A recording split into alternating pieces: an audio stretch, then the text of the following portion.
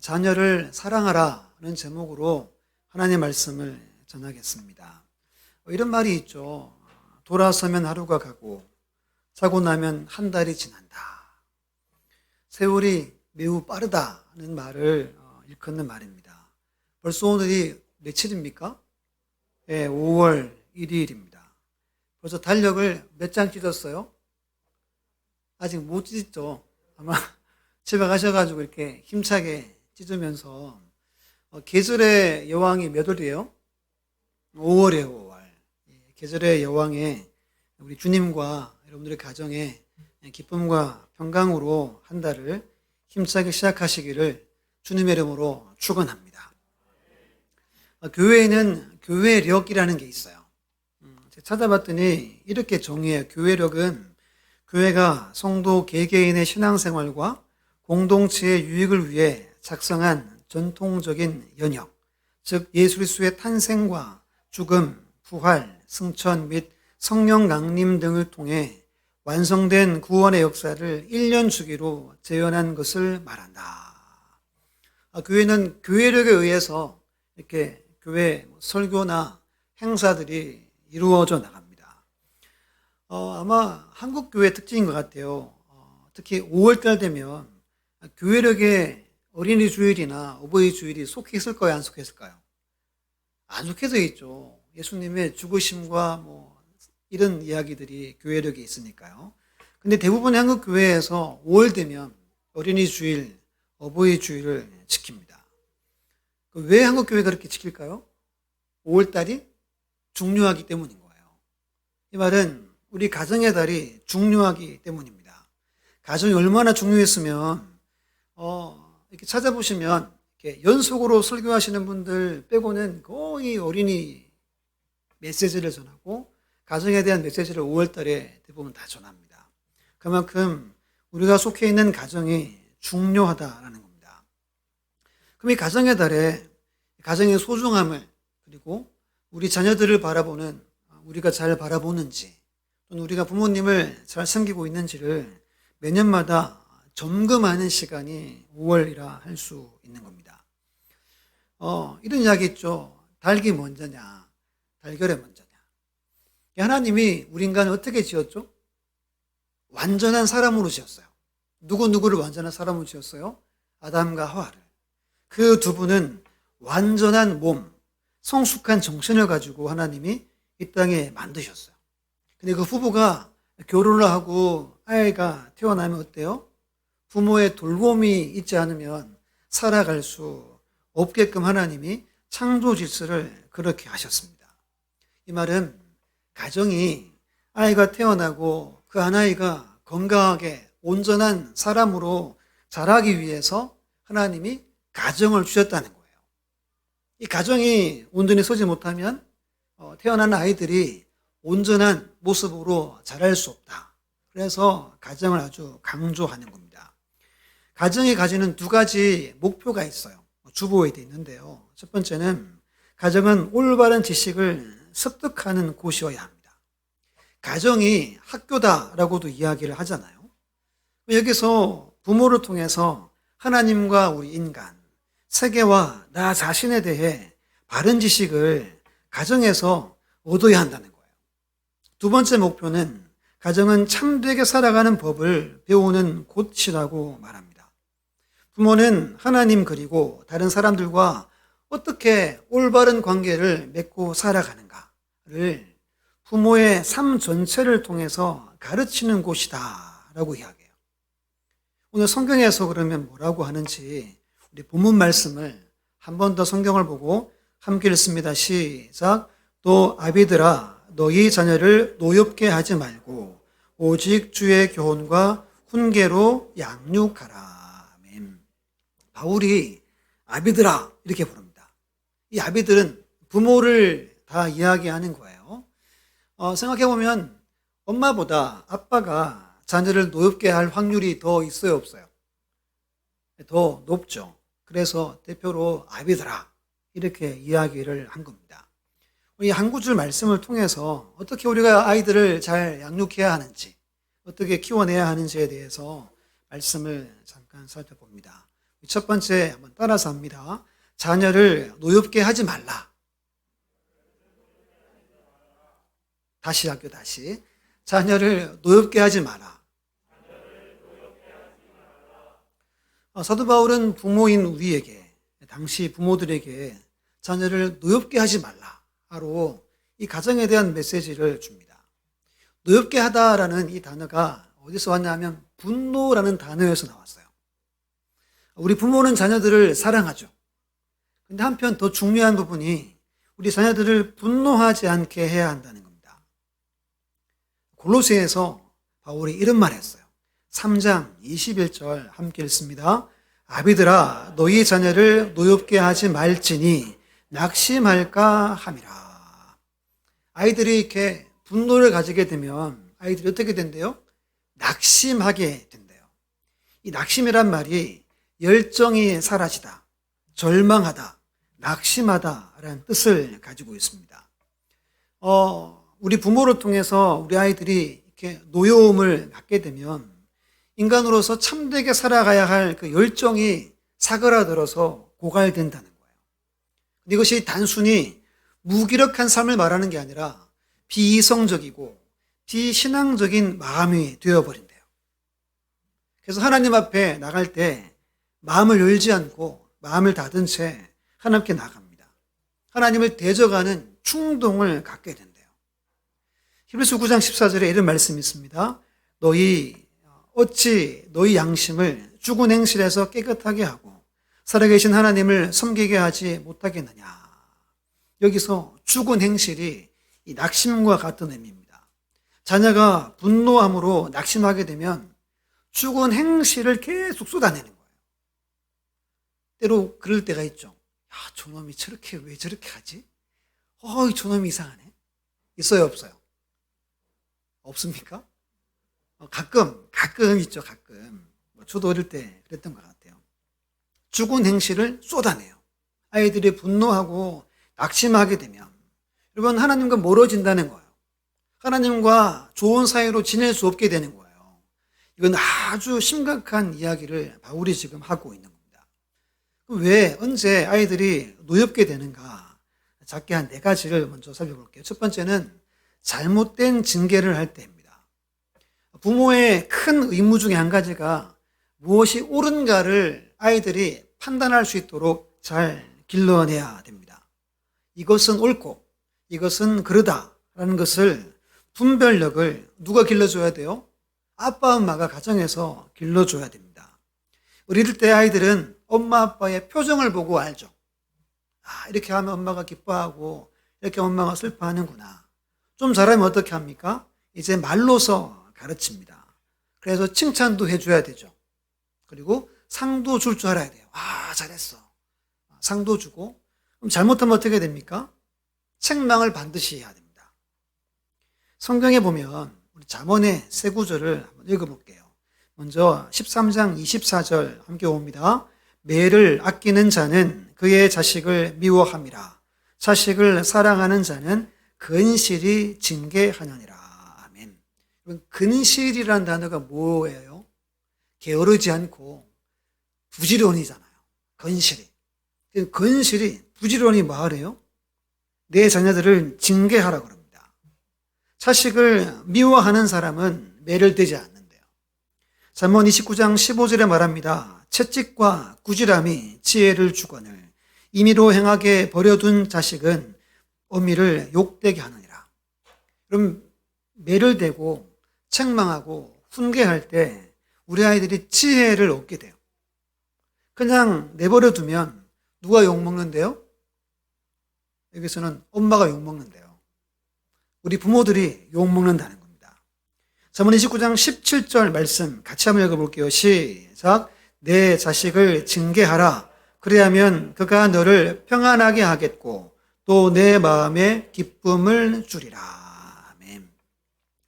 노후에 평안하길 원하시면 어릴 때 아이들을 잘 양육해야 돼요.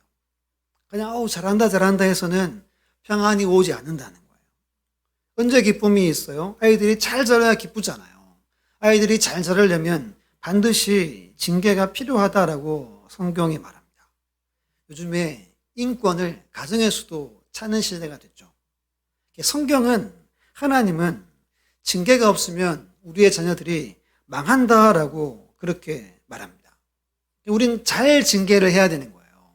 징계를 잘하면 아이들이 그 영혼이 늘 안전한 길로 걷기 때문입니다. 언제 우리 아이들이 징계할 때 분노할까요? 올바르지 않거나, 징계가 또 너무 과하거나, 이렇게 화나면 좀 과할 때 있죠. 우리 아빠들 그렇죠? 요즘엔 좀 엄마들이 그렇죠. 아빠들은 이렇게 잘해주고 엄마들이 보통 이제 소리를 많이 내는데 또 일관성이 있어야 돼요. 어떤 때는 혼내고 어떤 때는 가만두고, 그러면 아이들이 다 알아요. 이거 이상한데? 그러면서 의문을 갖게 되고, 이게 심해지면 마음의 부담감을 갖고 분노를 갖고 상처를 받게 되는 겁니다. 징계를 지혜롭게 잘해야 됩니다. 두 번째는 그릇된 기대예요. 여러분들 자녀들에 대한 기대감이 다 있죠. 할렐루야. 네, 다 있죠. 저도 있는데, 지난주 이제 목요일 날 저희 온 식구들이 두 번째 이제 보건소 가서 PCR을 받았어요. 주일날, 월요일날 저희 큰애가 학교에서 나눠준 거 자가키트를 한 거예요. 그러더니 갑자기 나 두 줄이야 그러는 거예요. 온 식구들이 멈췄어요. 얼음 돼가지고 뭐? 빨리 나와. 빨리 문 닫고 막 이렇게 하고, 다음날 병원 가서 신속 항원 검사를 받았어요. 다행히 다 음성이 나왔어요. 근데 학교를 보내려면 그 보건소 가서 3일 후에 PCR을 받아야 된대요. 목요일이 그 날이어서 PCR을 받으려고 이제 기다리는데 수요일 날 온 가족이 열이 막 올라가는 거예요. 야, 이거 이상하다. 그래가지고 이거 뭐지? 그래서 이제 오늘부터 집회가 있잖아요. 교수님께 전화 걸어가지고 이런 상황입니다. 일단 말씀드리고, 광고도 드렸잖아요, 수요일 날. 그리고 그 다음날 또 열이 저는 아닌데 더 오르고 막 이렇게 됐어요. 이게 참 웃긴 게, 이게 심리적인 건지 모르지만 아무튼 PCR 검사에서는 모두가 금요일 아침에 음성으로 문자가 왔어요. 얼마나 감사한지 모릅니다. 목요일 날 검사를 하고 좀 나가면 안 되잖아요. 그래서 정말 초조하게, 제 인생에서 가장 초조했던 하루가 아니었나라는 생각이 좀 들어요. 하루 종일 집에 있었는데요. 아이들이 TV를 보는데 이런 프로가 있어요. 차트를 달리는 남자 해가지고 주제별로 이렇게 몇 위 나가는 거 있죠. 주제가 이거였어요. 지나친 욕망, 과한 욕심이 부른 참사. 7위가 이거였어요. 지나친 자녀 사랑이 부른 사건. 2018년 12월에 9살 미국의 아이가 응급실에 실려왔어요. 근데 이 아이가 며칠 만에 사망해 버린 거예요. 엄마가 말하기를 제가 잘못한 거는 매운 거 먹인 거밖에 없대요. 매운 거. 그 애가 실려왔어요. 막 선생님들이 막 보니까 과로와 스트레스로 이 아이가 죽은 거예요. 최종 판결을 그렇게 냈습니다. 알고 봤더니 9살 아이가 학원을 이렇게 다니는 거예요. 학교를 하교해가지고 자정이 되어서 집에 들어오고, 엄마가 부족하다 싶으면 잠을 안 재웠대요. 몇 살을요? 9살. 우리 집의 막내가 9살이에요. 이걸 같이 봤어요. 그러다가 눈이 마주쳤죠, 이렇게. 헐, 그러고 이제 이렇게 같이 봤어요. 부모는 본성적으로 자녀를 사랑해요. 그래서 우리 자녀가 다른 집 자녀보다 조금은 뭐하다? 특별하다는 생각을 해야 하네요. 저만 하는군요. 했다가 포기하기도 하고 또 가지고 있는 것도 있어요. 근데 이것이 우리의 자녀들을 때로는 분노하게 할 수 있다는 거예요. 우리의 자녀들보다 훨씬 더 높은 기대치, 아니면 내가 어릴 때 하지 못했던 것들을 막 요구하는 분들도 혹시 계십니까? 그때 우리 자녀들이 분노한다고 이야기합니다. 이런 말이 있어요. 아이는 완전한 인격체로 하나님과의 관계 안에서 자라가는 생명이다라는 말이 있습니다. 하나님은 우리 자녀들을 각각 다른 모습으로 창조하셨어요. 그 각각 다른 모습으로 다른 재능을 가지고 하나님을 섬기도록 하나님이 우리 교회로 다 부르셨어요. 근데 우리는 너 커서 이거 돼야 된다. 너 이렇게 성공해야 된다. 라고 하죠. 저도 그래요. 지금도 저희가 가진 건 이거였어요. 첫째는 의료 선교사. 둘째는 사모님. 좀 그렇죠, 이 목사가. 마지막 그 막내 아들은 목사야, 목사. 이게 이제 어릴 때부터 아이들을 위해서 기도했던 거예요. 제가 강요는 하지 않습니다. 지금 이게 강요하는 거죠. 아무튼 뭐 이렇게 자유의지는 줘요. 우리가 자녀를 양육할 때 잘못하는 거를 막 고치게 하는 경우도 있지만 지혜로운 부모는 잘하는 것들을 발견해 주는 거죠. 그리고 아이들의 실력과 그 기량에 맞게끔 아이들을 격려할 때 아이들이 건강하게 자랍니다. 욕심이 있으면 빨리 여러분들 내려놓으셔야 아이들이 잘할 수 있다는 거예요. 세 번째는 언행의 불일치입니다. 부모가 말로 가르치잖아요. 근데 삶이 뒤따라주지 않는 거예요. 이런 말이 있어요. 자녀는 어렸을 때는 부모의 표정을 통해 배우고 좀 더 자라면 언어를 통해서 배우고 그 후에는 부모의 뒷모습을 보면서 배운다. 아이들 어릴 때는 엄마 아빠가 다 옳잖아요. 엄마가 말하고 행동하는 게 다 맞아요. 조금 자라면 어때요? 엄마가 말한 것하고 행동하는 게 맞지 않으면 요즘 아이들은 이야기하죠. 저 때는 뭐 이야기가 어디 있어요. 뭐 무서워가지고 말도 못했는데 요즘 아이들은 엄마 왜 그래 이렇게 이야기를 하죠. 그게 계속 지나치다 보면 아이들이 부모님에 대해서 실망을 갖게 됩니다. 혼란하게 되는 거예요. 이렇게 해라 해놓고 엄마는 하지 않고. 이게 아주 중요한 부분입니다. 자녀가 우리 부모보다 약합니다. 그래서 분노함을 갖지만 이걸 드러내요, 못 드러내요? 못 드러내요. 그러면 마음속으로 삭힌대요. 그럼 점점 반항적인 마음을 갖고 아빠 엄마하고 좋은 소통을 해야 되는데 이것이 막혀진다는 거예요. 근데 우리 부모가 다 완전합니까? 그렇지 않죠. 부족한 게 얼마나 많아요. 이때 부모가 실수하면 어떻게 해야 되죠? 그 실수를 고치려고 해야 됩니다. 고민도 해야 되고, 야, 이거 왜 이렇게 안 되지? 더 온전한 삶을 살기 위해서 노력하는 모습을 아이들한테 보여주라고 그렇게 이야기해요. 그럼 아이들이 그것을 보고 배운다는 거예요. 그냥 말로 잘 포장해서 넘기지 말라는 거예요. 안 되면 안 된다. 아빠 엄마도 고민이 있다. 그래서 아빠 엄마도 지금 애쓰고 있다라는 걸 아이들한테 보여줘야 된다는 거예요. 여러분, 삶이 우리 뜻대로 됩니까? 안 돼요. 내가 바라는 대로 안 됩니다. 목사도 마찬가지예요. 그때 누가 도와주셔야 되죠?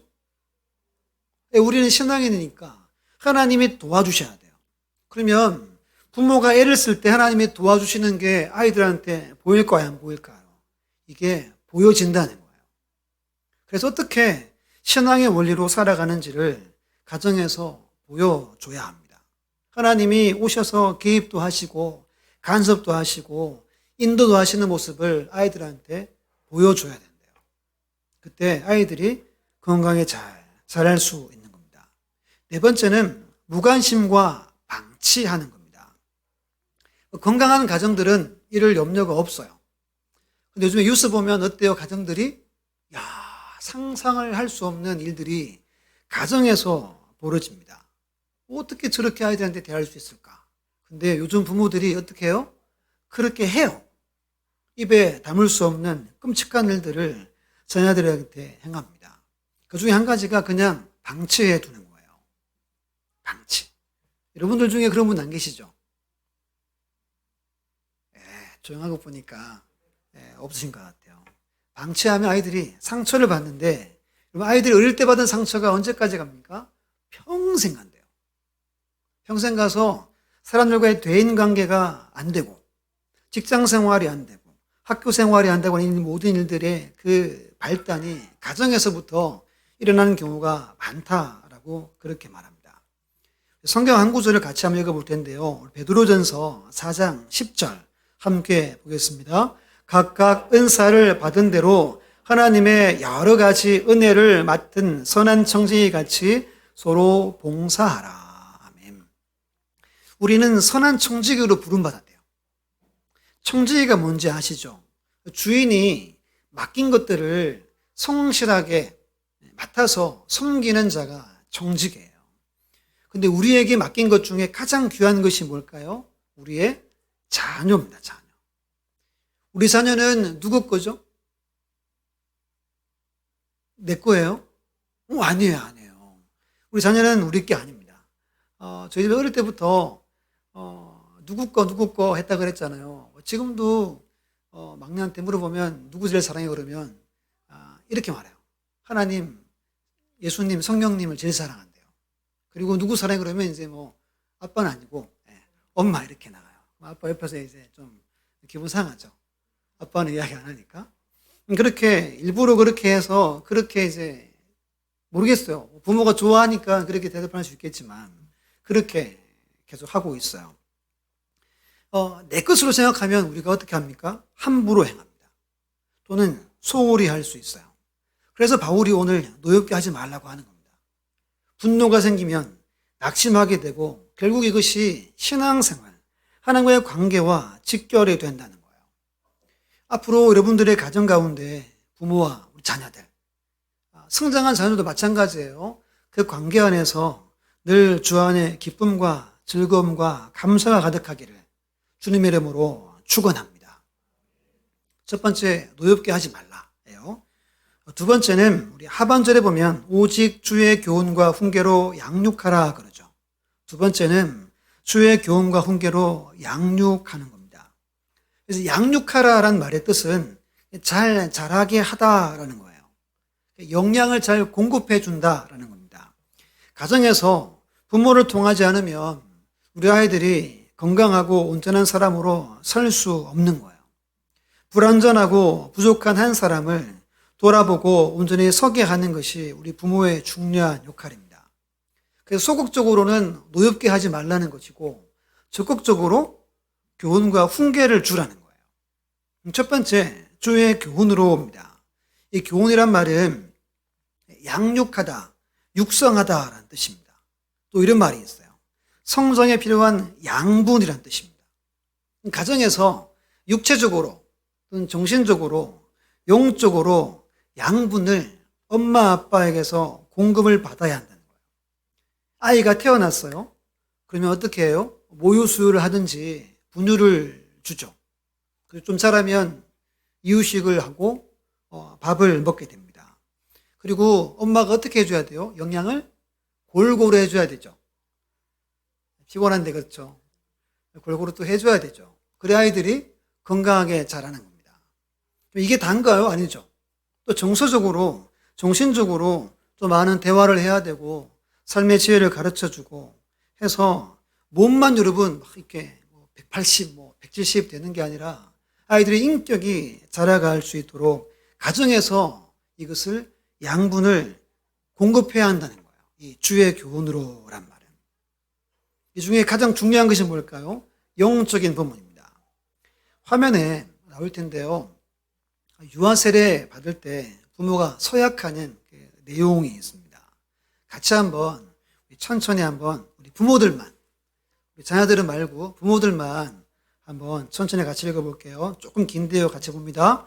부모된 나는 이 아이를 하나님께 바치며 겸손한 마음으로 하나님의 은혜를 의지하며 이 아이에게 경건한 삶의 모범을 보이기를 힘쓰며 이 아이를 위해 기도하며 이 아이와 함께 기도하고 거룩한 신앙의 도리를 가르치며 이 아이를 주님의 교훈과 훈계로 양육할 것을 서약합니다. 아멘.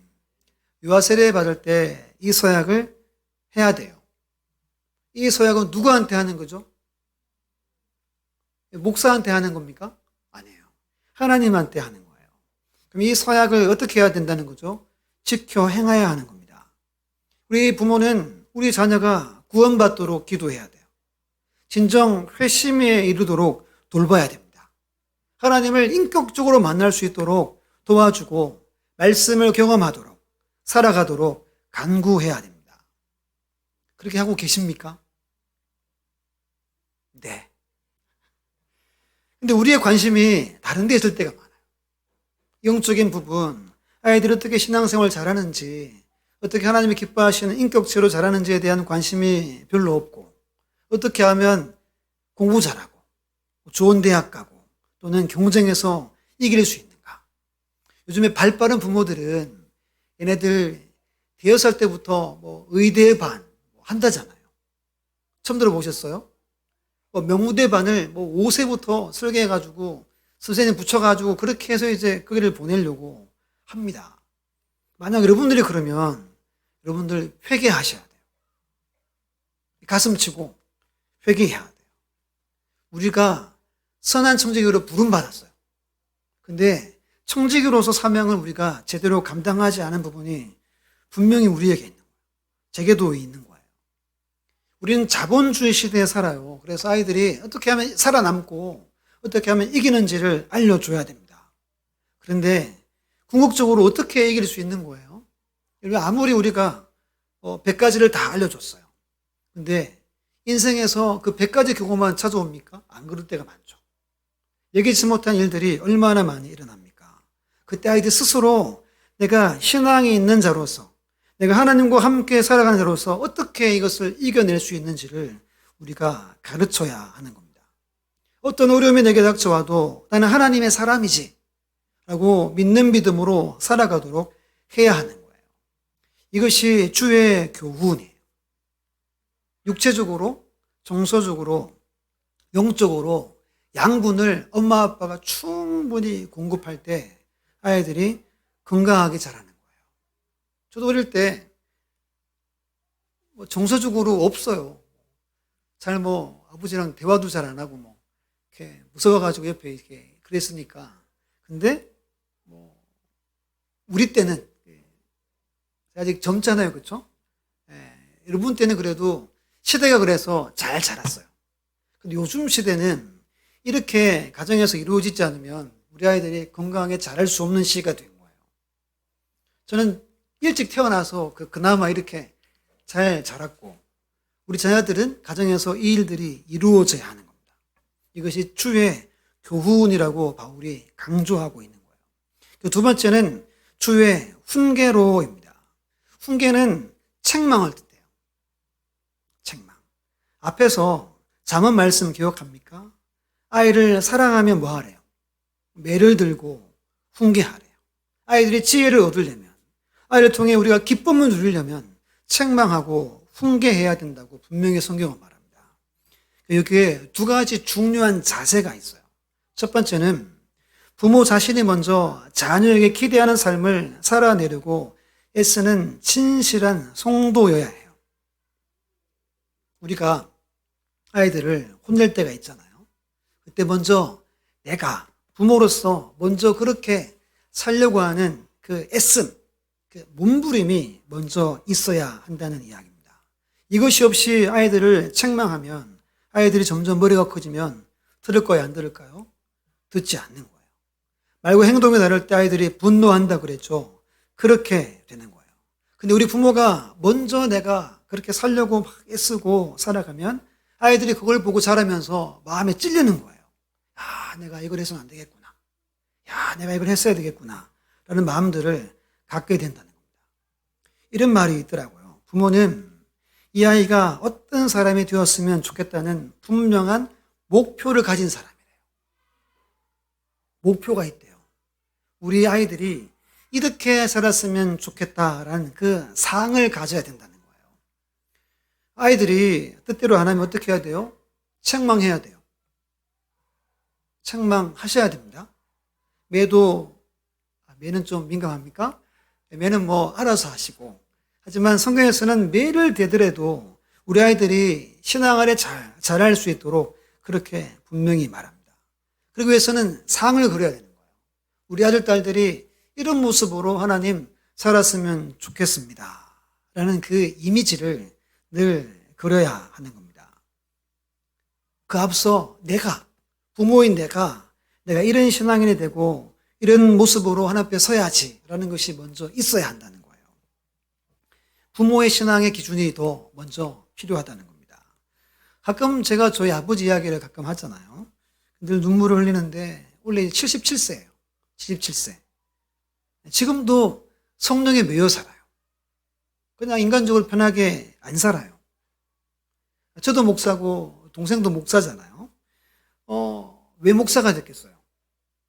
그냥 뭐 말로만 가르치고 편하게 사셨으면 아마 목사가 안 됐을 거예요. 정서구적으로 이런 건 없었어요. 늘 기도하시고 뭐 그렇게 사셨지. 근데 그걸 이제 우리가 알잖아요. 어떻게 막 몸부림치며 살았는지를 다 아니까.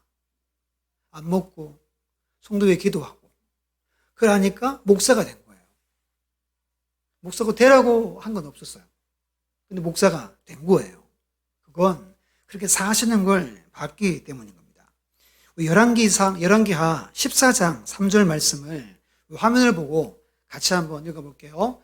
아마샤가 여호와 보시기에 정직히 행하였으나 그의 조상 다윗과는 같이 아니하였으며 그의 아버지 요아스가 행한 대로 다 행하였어도.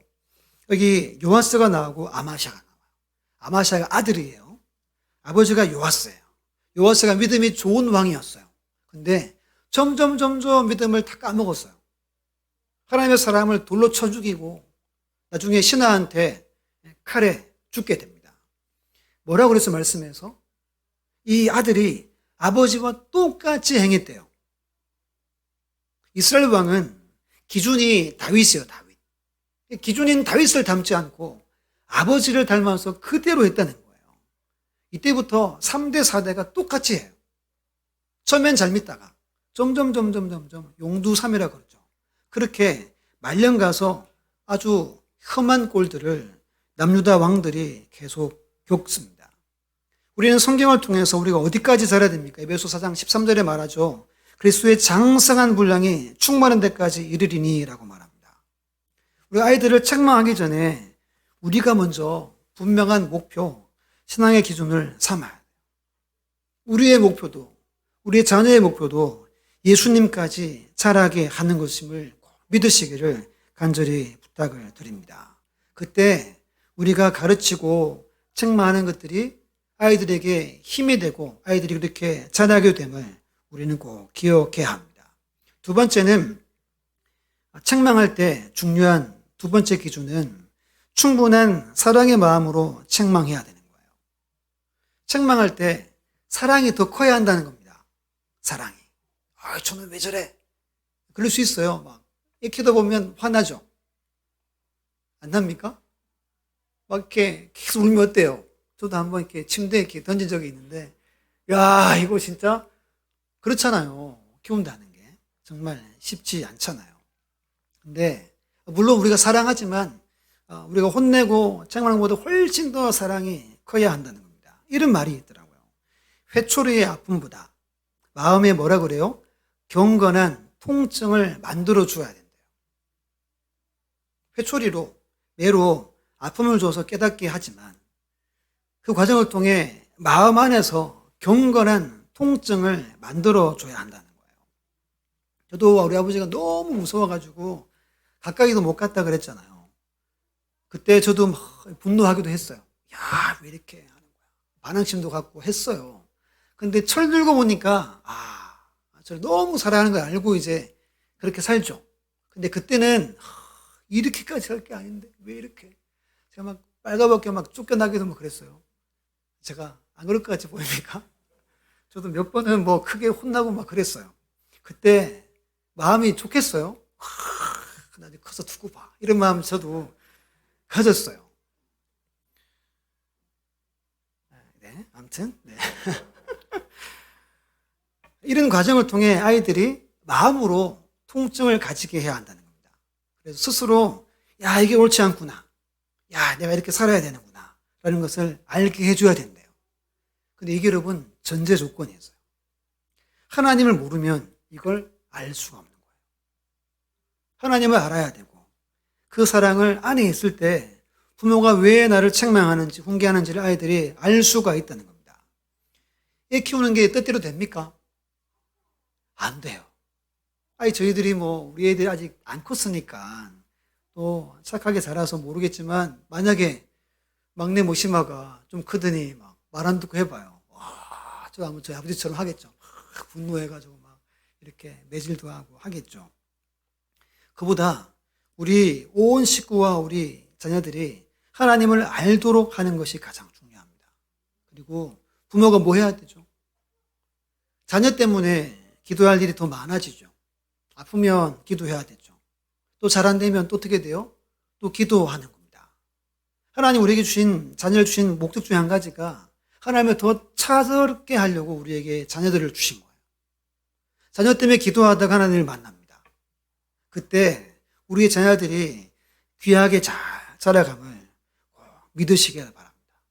잘 양육할 때 가장 중요한 것은 하나님을 내가 더 의지하고 더 바라고 더 기도하면서 나도 잘하고 자녀도 잘하는 것이 가장 이상적인 가정의 모습을 믿으시기를 주의 이름으로 축원합니다. 결론이에요, 결론. 사랑으로 우리가 양육을 해야 돼요. 이런 말이 있잖아요. 내가 다 확신이 있는데 한 가지 내가 확신이 안 되는 게 있다. 뭐예요? 자녀예요, 자녀. 딴 거 열심히 해서 큰 소리 치지만 자녀의 일은 어떻게 될지 아무도 모른다고 하잖아요. 또는 자녀를 키우다 보면 힘에 부칠 때도 있어요. 맞벌이 하고 하다 보면 어때요? 눈물 나잖아요. 야, 내가 이렇게 살아야 돼. 이런 마음을 요즘 젊은이들이 갖습니다. 우리 시편의 한 구절을 같이 읽어볼 텐데요. 정말 잘 읽어보세요. 시작. 내 부모는 나를 버렸으나 여호와는 나를 영접하시리이다. 아멘. 누구 고백이냐 하면 다윗의 고백이에요. 좀 짠하죠? 어때요? 부모가 뭐 했대요? 나를 버렸대요.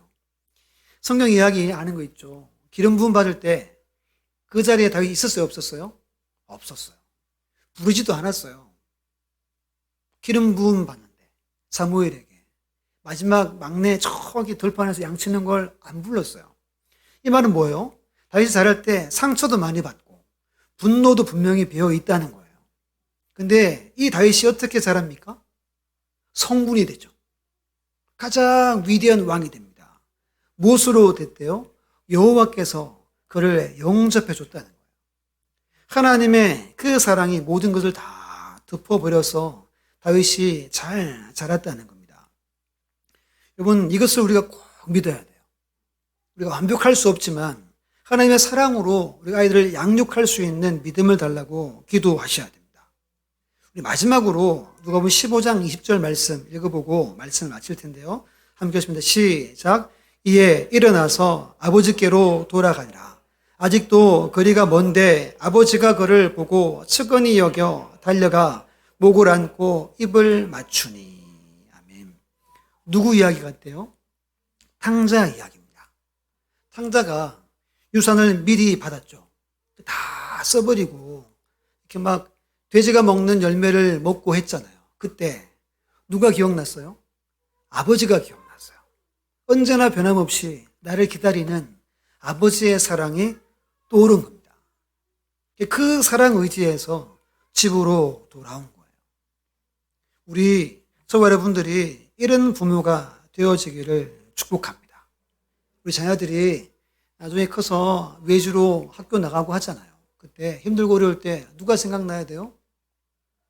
하나님도 생각나야 되지만 아빠 엄마가 나를 끝까지 사랑하는 아빠 엄마, 하나님 안에 나를 정말 잘 키우려고 그렇게 했었던 아빠 엄마가 기억나야 하는 거예요. 그때 우리 아이들이, 자녀들이 건강하게 자랄 수 있는 겁니다. 말씀을 다 전했어요. 하나님께서는 우리 아이들을 잘 길러 달라고 부탁하면서 우리의 가정의 아이들을 다 맡겨주셨어요.